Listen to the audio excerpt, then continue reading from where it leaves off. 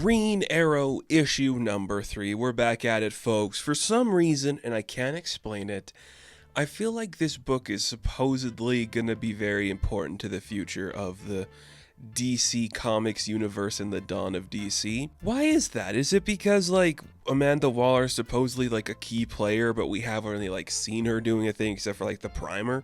I don't know. Is it because we're pushing Peacemaker? I don't know. Something about this book feels like it's going to have more impact and more staying power than other books maybe in the dawn of DC. I don't know. It's one of the few that got bumped up from like a 6 issue to a 12 issue, so I guess we have something to say. Or maybe that's like the case, it was always supposed to be 12 and we just pretended it wasn't. Either way, it's issue 3. We open up with Oliver and Leanne once again flying through some new place. They don't know where they are. Oliver uses his gadget to swing them to safety. When they land, he figures out, oh, I know where we are. I've been here before. They are in the distant future. It is the future with the Legion of superheroes. That's right. All of the Legions here, all of your favorite characters. That one person, maybe. Or are these like new Legion characters based on existing Legion characters and characters that exist within the DC continuity? I don't know. There's like a Dr. Fate person over there, so I'm guessing it's something. But Connor Hawk's with them too, and Oliver's like, oh boy, my son's here. It's great. And they hug, and it's a nice little, like, one of the truest, purest moments of this book so far has just been Oliver Queen seeing his family and accepting them, and now he's with his son again. They hug it out, and he's like, I'm sorry, dude, for what? Just everything. It's crazy. But they'll talk more at the headquarters for the Legion. They'll fly away, and he's got a Legionnaire ring, so he's going to take Leon, and they're going to fly away. And Oliver's narration's like, it's just great to see them together, Leon and Connor. Everyone's happy. I love it here. I wish I was with Roy and Dinah, but they got their own mission, and then we cut back to see Peacemaker just smacking the crap out of Roy, and he's like, why did you just do that to me? You used the helmet to headbutt me. That's weird. And we also have Peacewrecker? Peacewrecker. That's her name? Okay. I guess so. Who is this? I don't know. I still think that name sucks, by the way. Because, like, he's making peace, and she's wrecking it? But they work together? I don't know. I hate thinking about it. She's fighting Dinah.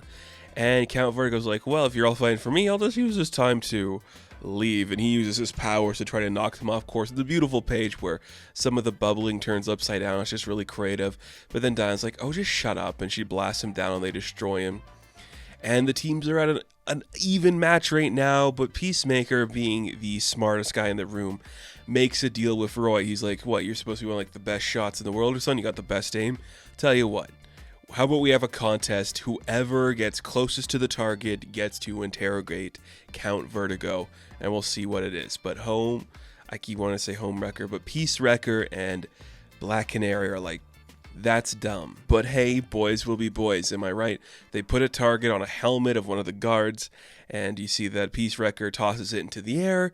Our boys take their shots, and of course, Roy wins. Of course he does, because he's a Green Arrow character, they're better than everybody, and Peacemaker is a joke, so we're gonna be stupid with them. It's great. It's dumb, stupid fun. He's kind of pissed off. He's like, well, you explain this to Waller then, home.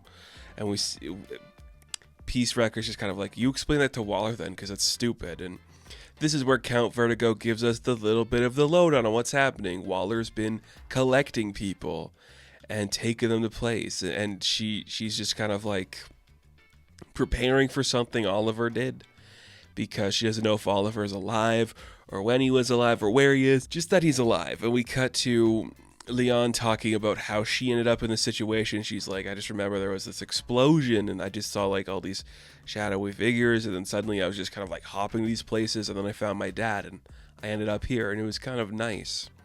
That's where I was at. That's why I'm here. And she's costumed up again, talking to Oliver, who's cleaned himself up. Oliver at the beginning of the book's a little scrubby, a little scraggy, but now he's cleaned himself up to look a little bit cleaner. The costume's interesting. It's like there's nothing really going on for his costume, but at the same time there's a lot going on, so I don't know how I feel about it. kind of weird. And using some technology from the 31st century, Brainiac is able to scan that, like, yeah, you guys have, like, weird devices implemented in your neck that emits, like, a displacement energy so you can never, like, truly go home. It's the machinations of Waller, and it's just like, why would she do that? Obviously, there has to be a reason for that, and because we know that Oliver died a few years ago, he had a new body, so it's implemented after that experience happened. And that's when Oliver starts to realize, oh, I think I know what's going on and, like, why this is happening. Like, she was clearly talking to somebody who decided to do this. I think the person she was talking to was me. And Oliver's just like, yeah, I think this was me who did it.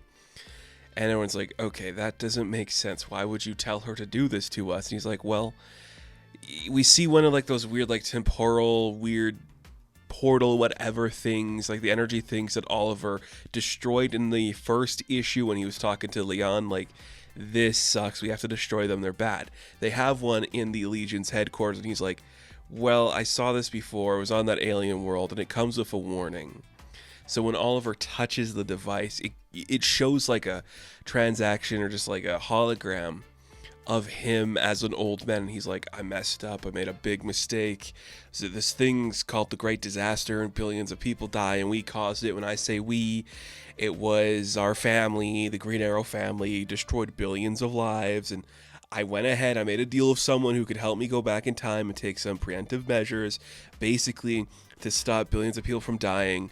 Our family can't be together, so I set Waller off to do this thing that everyone's going to be away from each other now, and it's going to make everything better. We just can't be happy together, but we'll have to find some happiness on our own. And Oliver's like, ugh. So I'm the reason this family can never be together. Okay. And you could look like that could be like a new development where that's like a recent thing that Oliver did, and you can use that to explain every single reason why these characters are in and out of continuity. Because sometime in the future, Oliver Queen made the decision that he had to keep his family apart. That's kind of cool and interesting. I like that, because it's like, why is Leanne out of continuity for this moment? Why is Connor out of continuity? What's Roy a part of? And it works really well for something like that. I appreciate it. What an interesting idea to explore. But Leon's like, oh, would you shut up? There's no way you're going to listen to your future self about something so stupid. It doesn't make sense. I don't understand why you'd believe that. You think this, like, cranky old version's going to keep you from your family? And Oliver's like, nah, you're right. That is right. I think, let's just go home now. You're right. What am I worried about? There's no reason to worry. You're right. Future me is probably just dumb. And then, boom, a big robot green just shows up and destroys everybody, and the Legions are like, wait, that's a Green Lantern? That's impossible. But it's like, oh, this isn't what we talked about, Ollie. You asked to be alone. I helped you be alone. And you're just like, oh, the mysterious person that helped Oliver plan this whole thing in the future was a Green Lantern? Okay, that's kind of cool. So the Green Lantern captures Oliver in a bubble and takes him into space, and he's ready to shoot the Green Lantern that took him, and this is where we reveal at the very end, it's Parallax. Ooh, that is great. I love this Parallax design. I love this aesthetic. It looks so great. This does a lot of things for me. I really like Hard Traveling Heroes, which is kind of like Hal Jordan and Oliver Queen yelling at each other for a minute, so I appreciate that.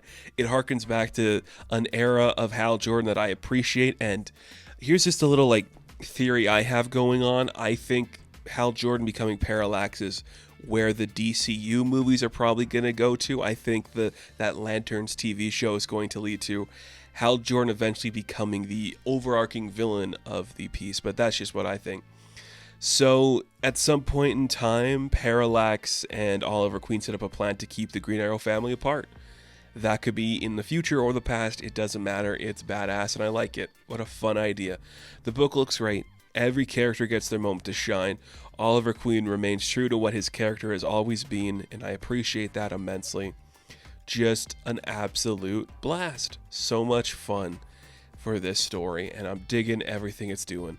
Peacemaker, Peace Wrecker stuff, sure. If you want, do it. That might be the weakest part, but yeah, that's just where the story's at right now. Whatever. It's fine. But everything else is pretty sick. Love me some parallax action. Some parallaction. Parallaction. I'll coin that and you guys can use that for whatever you want. So, Green Arrow issue number 3, I am going to give an 8 out of 10. Now, thank you all for watching this review. Be sure to like and subscribe to the channel. As always, you can check me out on Instagram, TikTok, and Twitter. And as always, I will catch you in the next one. Have fun. Stay safe. Good luck.